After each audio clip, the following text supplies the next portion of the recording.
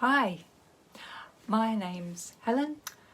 Recently, I saw shocking reports of a 30-foot mountain of waste clothing said to be releasing a toxic soup into the environment on the outskirts of Accra, which is the capital of Ghana, where for the past 50 years second-hand clothes from the West have been sent to be sold on.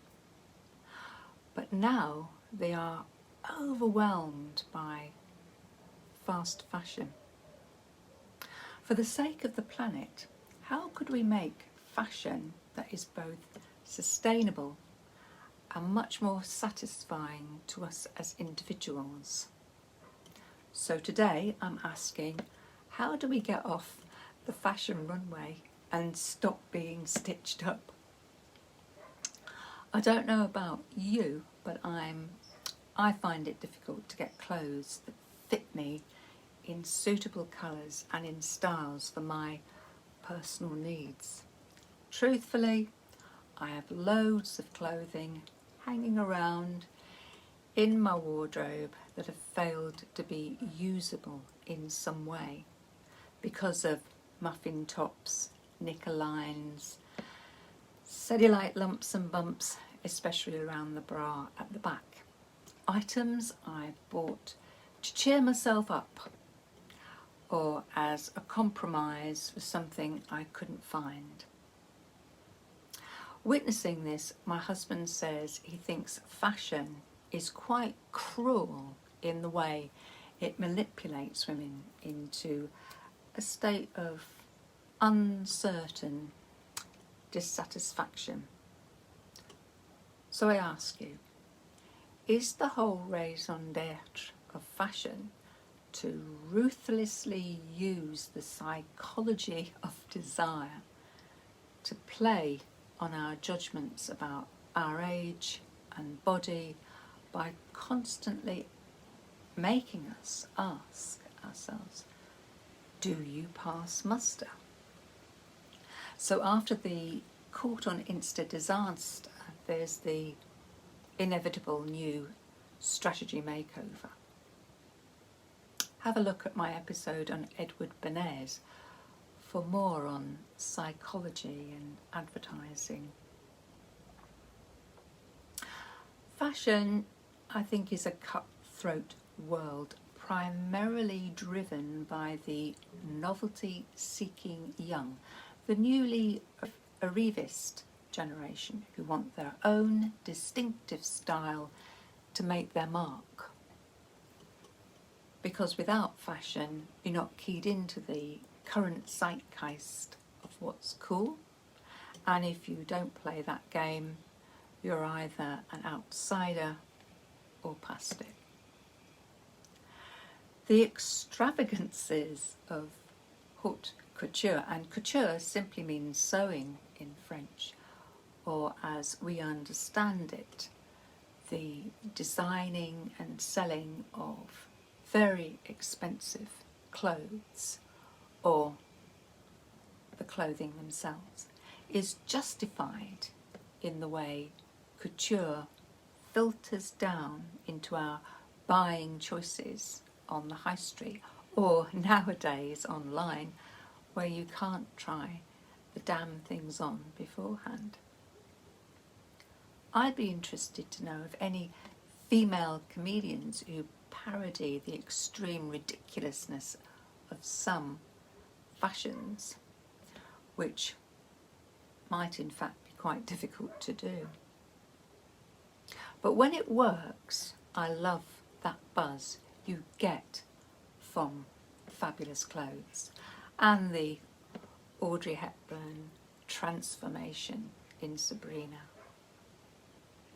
But looking good, in my experience, often involves masochism in some way, especially in the foot department, or flaky skin and hollowed out eyes from crash dieting. These days I'm willing to invest in good quality pieces that make me feel confident in my own skin.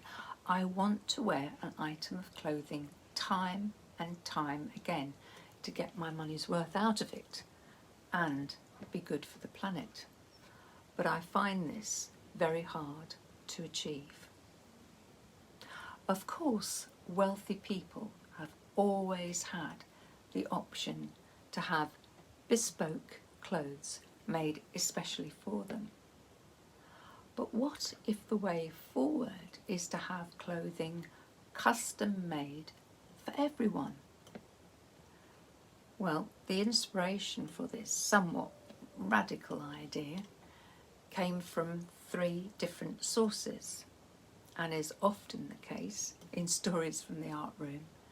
This is the first in a series of episodes on fashion, ending with a story with a futuristic concept. First, my attention was caught some years ago by a documentary on NHK World about Western fashion magazines when they were introduced to Japan in the 1920s.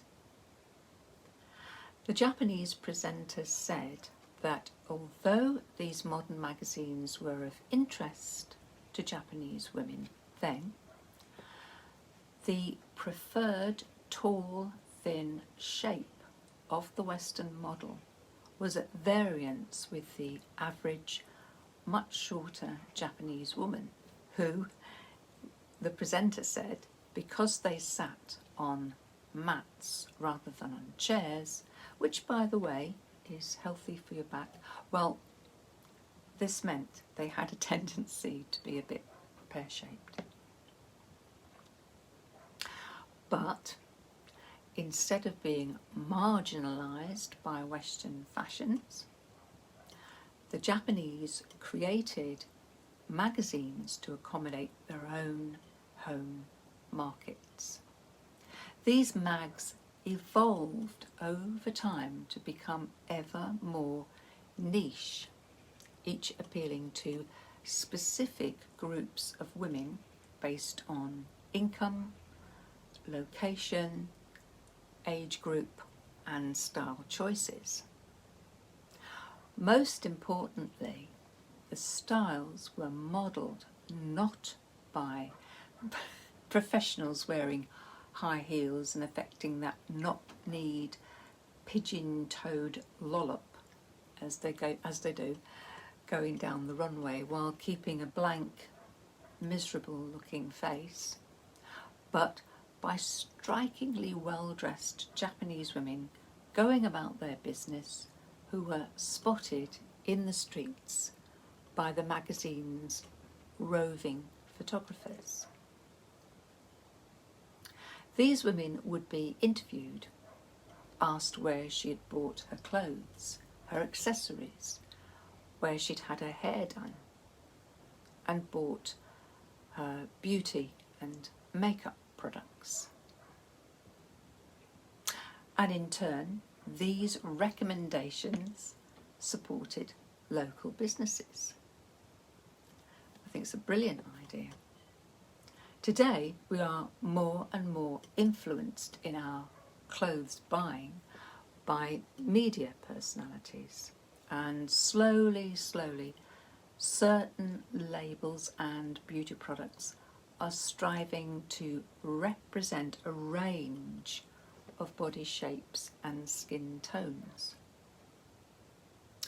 However, I would argue, in respect to niche fashion markets, we in the West are 100 years behind the Japanese, and I reckon the process of diversification could be speeded up and made even more satisfying to the individual needs of differently shaped women. There is no question that women are made to feel bad if they carry excess fat on their bodies, and the one ideal shape and size still dominates what is considered to be acceptably beautiful here in the West. So some people make themselves very unhappy taking the airbrushing seriously in order to conform to the dictatorial, suppressive, starve yourself, skinny, anorexic, minus zero. Or, as in the case of South American countries, go for surgery to be made smaller waisted with inflated curves.